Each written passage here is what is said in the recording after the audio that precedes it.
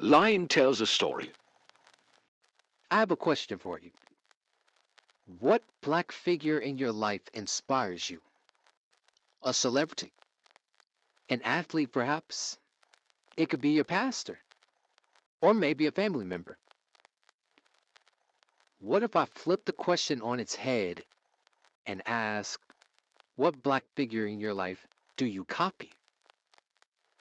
You would heat up, wouldn't you? This is one of the many plights of the Afro Negro population in America. That one change in verbiage might have just changed that entire intro for you. We fail to realize the difference in copying and inspiration. To inspire is to feel someone with the urge or ability to do or feel something. Copying, on the other hand, is simply to duplicate. To make it more plain, to inspire is a mindful action. Copying is mindless, takes no brain power at all. Like, let's look at Little Richard. In 1956, he released a song called Long Tall Sally, a very fast paced ballad. It was a massive hit amongst the black population.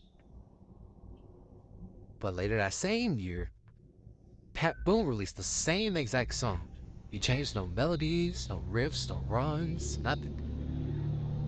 He just mindlessly slowed it down so he could be able to sing the fast ballad. Gonna tell Aunt Mary Barnacle John. He says he has the blues, but he has a lot of fun. Oh, baby. Yes, baby. Ooh, baby. Having me some fun tonight. I can do fast. Well, no Tom Santa, she's best sweet you got. Everything that Uncle John need. Oh, baby. Yes, baby. Ooh, baby. Having me some fun tonight. Yeah. I saw Uncle John with long, tall Sally. He saw Mary coming and he ducked back in the alley. Oh, baby. Yes, baby. Woo, baby. Having me some fun tonight. Yeah. Well, I saw Uncle John with bald-head Sally. He saw Mary coming and he ducked back in the alley. Oh, baby. Yes, baby. Woo, baby. Having me some fun tonight. Yeah. We're gonna have some fun tonight.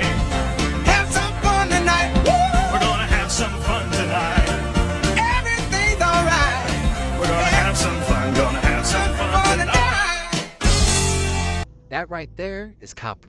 Borderline theft, if you ask me. In the same vein, in 1967, Dionne Warwick released a track called Say a Little Prayer, which was a hit by all metrics. In 1968, a mindful Aretha Franklin, inspired to put a different sound on the hit, released the song just 1 year later, and it became an even bigger hit. Those are just two separate examples to illustrate my point. Somebody out there is thinking, hey, why is it that black people think like this? Well, through self-introspection and asking my fellow Negroes, I narrowed it down to 4 possible reasons to why black people think like this. First being that we are afraid to have the credit or recognition for something that we did snatched from us, like in the case of Lil Richard and Pat Boone. Another reason is for fear of being put in a certain box. For example, Nat King Cole was a singer who started his career in the 1930s. He inspired the sounds of many up-and-coming artists in that time, including one Ray Charles. Well, this didn't bode as well as Ray Charles thought it would, because everywhere he went, they called him Blind Nat King Cole. Now, I know me personally, I wouldn't want to be called a less something somebody. Like, I wouldn't want to be called a less Kobe Bryant or like a less Russell Westbrook or something. Like, that's, I don't know. The third reason I've observed is because people don't want to be called corny. Dwayne "The Rock" Johnson is quite possibly the biggest entertainer on the planet. He is also coined the corniest star on the planet. Why? Because he's simply trying to be an inspiration. He makes a skincare line to promote facial care. His detractors say he's corny because who cares about your face care, man? He goes to create some gym wear line because if you're a rock fan, it might inspire you, to live your life a little healthy, hit the gym in his apparel. His detractor will come back again. He's corny. Ain't nobody trying to get as big as the rock. The rock too big.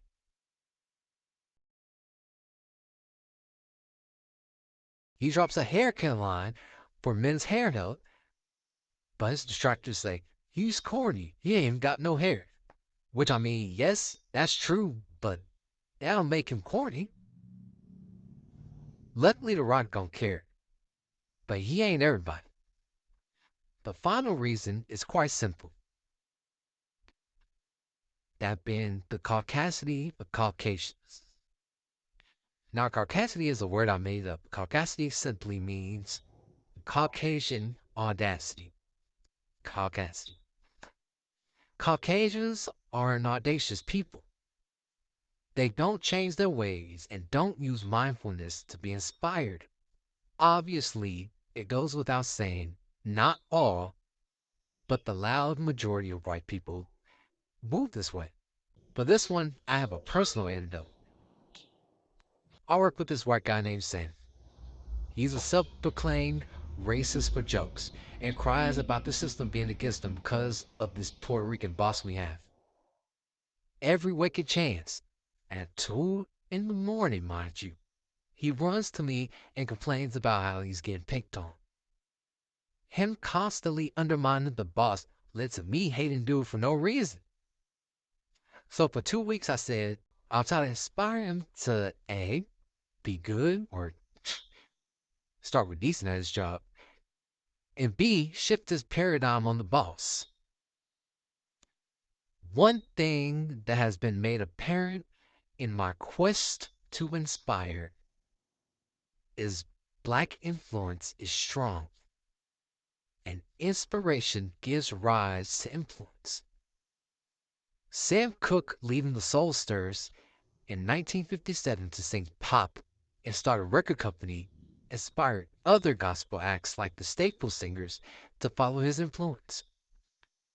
Richard Humphreys, founding Chenault University of Pennsylvania, formerly known as Institute of Colored Youth, formerly known as the African Institute in 1837, touted as the oldest HBCU, gave inspiration to other educators like Mary Cloud Bethune to start educating black people in a time where black people wasn't expected to be educated.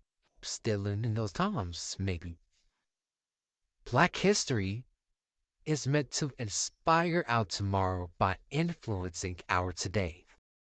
When you heard the title, Lion Tells a Story, what did you think you were going to be hearing about? Could it have been about a courageous figure with the tenacity of a lion? Could it have been about a lion who had suddenly found his voice and had a gripping story to tell? The answer to both would be yes. As the great African author Chinua Achebe once said, until the lion has their own historians, the history of the hunt will always glorify the hunter.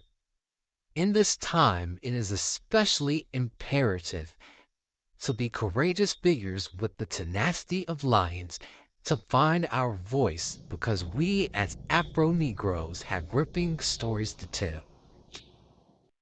Don't let the white man dictate our yesterday because our yesterday dictates our tomorrow.